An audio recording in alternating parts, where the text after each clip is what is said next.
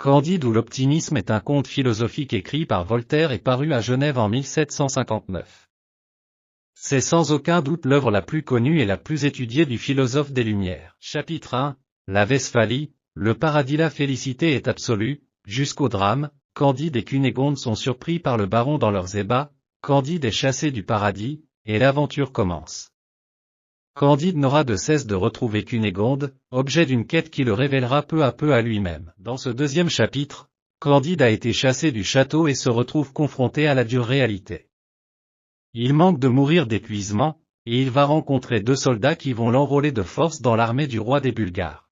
Chapitre 3. En Hollande, la guerre. Candide, séduit dans un premier temps par le spectacle de la bataille, se met à trembler devant ce qui, à ses yeux, devient vite une boucherie héroïque, qui conduit le héros à se cacher avant de s'enfuir en enjambant les cadavres.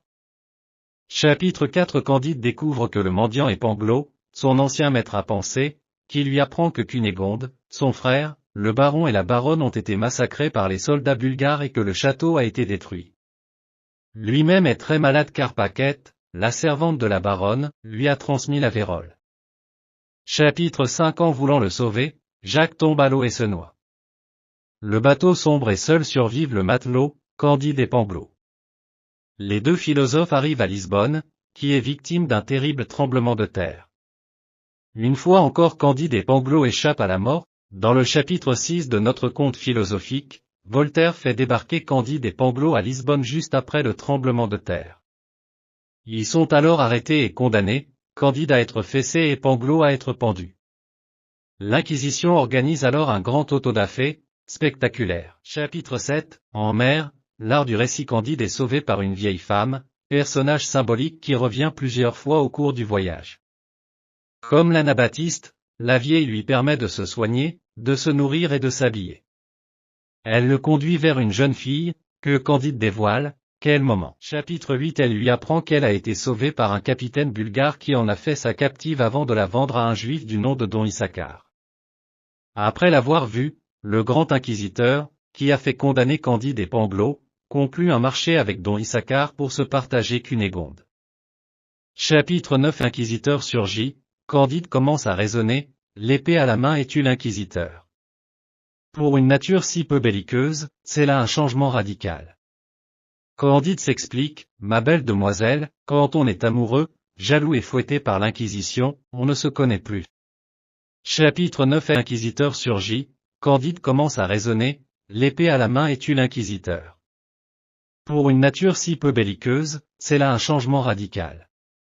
Candide s'explique, ma belle demoiselle, quand on est amoureux, jaloux et fouetté par l'inquisition, on ne se connaît plus. Chapitre 9. L'inquisiteur surgit, Candide commence à raisonner, l'épée à la main et tue l'inquisiteur. Pour une nature si peu belliqueuse, c'est là un changement radical. Candide s'explique, ma belle demoiselle, quand on est amoureux, jaloux et fouetté par l'inquisition, on ne se connaît plus. Chapitre 10. Les trois compagnons de misère découvrent au matin que tout l'argent de Cunégonde a été volé, probablement dans une auberge de Badajoz, où ils ont séjourné. La vieille suggère de vendre un cheval pour se rendre à Cadix. Arrivé là-bas après avoir traversé différentes villes, Candide se fait nommer capitaine d'infanterie dans une expédition vers le Paraguay pour ramener à la raison des révérends jésuites accusés d'avoir fomenté des révoltes contre les rois d'Espagne et du Portugal. Sur le bateau, Candide espère que le meilleur de monde se trouve de l'autre côté de l'océan. La vieille laisse entendre qu'elle a connu des malheurs pires encore que ceux de Cunégonde et s'apprête à les leur conter. Chapitre 11. En mer, le malheur des femmes filles du pape Urbain X et de la princesse de Palestrine. La vieille déroule son histoire sur le mode superlatif, palais, robe, talent, grâce. Tout surpasse en beauté l'univers de référence de Candide et Cunégonde, le château de Thundertentronck. Chapitre 12. Elle survit à la peste et, vendue comme esclave, passe, au fil des transactions, de Tunis à Tripoli, d'Alexandrie à Smyrne, de Constantinople à Moscou. Elle y perd une fesse en pleine famine, sacrifiée pour satisfaire les soldats turcs. Devenue la servante de Don Issachar, elle rencontre alors Cunégonde. Chapitre 13. La vieille encourage cette dernière à accepter, d'épouser monsieur le gouverneur et de faire la fortune de monsieur le capitaine Candide. Mais le passé les rattrape, et ils risquent la mort pour avoir tué le grand inquisiteur. Candide fuit, Cunégonde reste, leurs chemins se séparent pour la deuxième fois. Chapitre 14. Ils partent pour le Paraguay, plutôt que de combattre les jésuites du pays, ils se réfugient chez eux. Au sein de cette communauté, ils retrouvent le frère de Cunégonde, qui a lui aussi survécu au massacre. On va entendre son histoire. Candide comporte 30 chapitres, comme autant de monde à découvrir. Chapitre 15. Chez les jésuites du Paraguay, il devient colonel et prêtre. Lorsque Candide lui annonce qu'il a l'intention d'épouser sa sœur, le jésuite, furieux, le frappe. Candide le tue d'un coup d'épée. Vêtu des vêtements du défunt, Candide prend la fuite avec Cacambo. http://www.showalmove.fr Fiche, Candide ou l'optimisme, Voltaire, résumé, Schoolmove. Chapitre 16. Candide tue les deux animaux mais les deux jeunes filles sont en pleurs. Cacambo apprend à Candide que ce sont leurs deux amants qu'il vient d'abattre. La vengeance ne se fait pas attendre. Le lendemain, à leur réveil, Candide et Cacambo découvrent qu'ils sont prisonniers de la tribu des Oreillons. Chapitre 17. Le canot finit par se fracasser contre des écueils qui ouvrent la porte de l'Eldorado. C'est probablement le pays où tout va bien, car il faut absolument qu'il y en ait un de cette espèce, espère Candide. Chapitre 18. Candide et Cacambo font la connaissance d'un homme vieux et sage.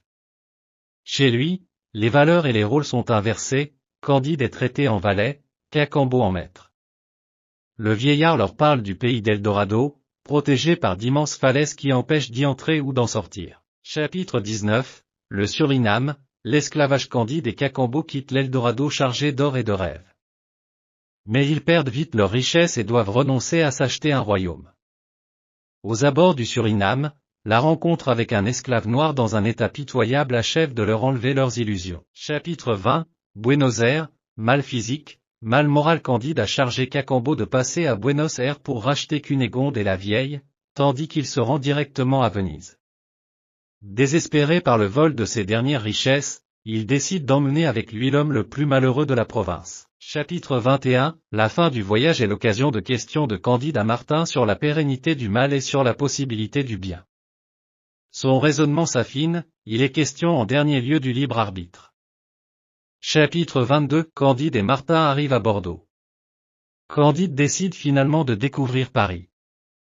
Les deux compagnons rencontrent alors une foule de personnages dont l'abbé Périgourdin. Candide lui raconte toutes ses aventures et lui parle de son amour pour mademoiselle Cunégonde. Chapitre 23. Candide et Martin débarquent à Portsmouth et assistent à l'exécution d'un amiral anglais qui n'a pas tué assez de Français. Outré, Candide décide de quitter l'Angleterre et demande à son capitaine de les emmener à Venise. Arrivé à Venise, Candide fait chercher Cacambo partout dans la ville, en vain. Le héros est au désespoir, et imagine Cunégonde morte. Martin pense que Cacambo l'a trompé, en partant avec son argent, et peut-être même avec sa maîtresse. Ils aperçoivent alors un jeune théatin, un moine, accompagné d'une fille. Candide parie avec Martin que ces deux-là heureux et les invite à dîner. Chapitre 24. La fille en question se trouve être Paquette, ancienne maîtresse de Pangloss, à l'époque du château. Celle-ci exerce depuis le métier de prostituée et fait à Candide le récit de ses tristes aventures en lui contant la liste de ses amants, confesseurs, médecins et juges, l'ayant acheté puis invariablement trompé. La veille, elle a été battue par un officier et doit donc faire semblant d'aller bien pour plaire à frère Giroflée, le moine théatin. Celui-ci explique à Candide et Martin qu'il est le monastère dans lequel il vit, où on l'a forcé d'entrer et dont l'argent qu'il tire ne lui sert qu'à payer des filles. Candide a perdu son pari. Il donne de l'argent à Paquette et frère Giroflée, mais Martin doute que cela contribue à leur bonheur. Candide cherche en vain un être humain heureux et évoque le sénateur Pococurante qui a la réputation de n'avoir jamais connu le chagrin. Chapitre 25. Le passage nous montre que la richesse ne fait pas le bonheur. Que la vie parfaite ne se résume pas à avoir de l'argent, que le paradis sur terre n'est pas l'endroit où il y a le plus de richesse et d'argent. Ce passage permet à Candide de faire une réflexion sur ses pensées, sa vision des choses. Chapitre 26. Candide et Martin dînent dans leur hôtel à Venise lorsqu'ils croisent Cacambo couvert de suie. Il est devenu esclave et explique furtivement à Candide que Cunégonde se trouve à Constantinople. Ils doivent partir après le dîner. À table, 6 étrangers aux allures royales se font annoncer par leur esclave un départ imminent. Tous expliquent à Candide avoir perdu leurs différents royaumes et être à Venise pour le carnaval. Le dernier, Théodore, élu plusieurs fois roi de Corse, n'a plus d'argent et s'aime fait offrir par les autres princes déchus ainsi que par Candide.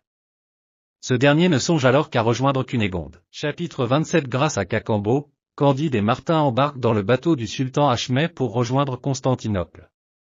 Cacambo leur apprend que Cunégonde est devenue l'esclave du prince Ragotski, avec la vieille. Il lui annonce aussi qu'elle est devenue horriblement laide. Chapitre 28. Le frère de Cunégonde explique à Candide comment il a pu survivre au coup d'épée grâce à un apothicaire. Il passe ensuite par la prison de Buenos Aires avant d'être envoyé à Constantinople auprès de l'ambassade de France. Chapitre 29. Candide la rachète et propose de se marier avec elle. Son frère refuse, Candide lui rétorque que c'est plutôt lui qui est à plaindre, il vient de l'acheter et accepte de se marier alors qu'elle est laide. Le frère répond qu'il n'y aura pas de mariage de son vivant. Chapitre 30. En fin de compte, Voltaire dit ici que l'homme peut améliorer sa propre condition humaine. L'auteur appuie cette idée suite aux mésaventures. Les derniers mots du conte ont l'allure d'une maxime, il faut cultiver notre jardin. C'est donc ce que Candide semble avoir retiré de ses multiples aventures et il l'affirme avec l'aplomb de son bonheur.